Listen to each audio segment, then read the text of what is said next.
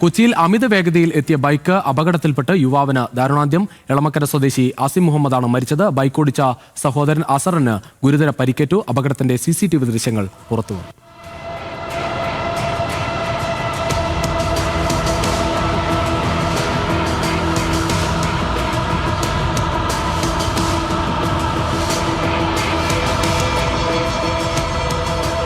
സഹിൻ ആന്റണി ചേരുന്നു കൂടുതൽ വിവരങ്ങളുമായി. സഹിൻ, ആ ദൃശ്യങ്ങളിൽ തന്നെ കാണാം ആ അർത്ഥത്തിൽ വളരെ അമിത വേഗതയിൽ ആ വാഹനം പോകുന്നത്. എന്തായാലും ഒരാൾക്ക് ജീവൻ നഷ്ടമായി, മറ്റൊരാൾ ഇപ്പോഴും ആശുപത്രിയിലുണ്ട്. എങ്ങനെയാണ് ഇപ്പോൾ ആശുപത്രിയിലുള്ള ആളുടെ നില ഏത് രീതിയിലാണ്?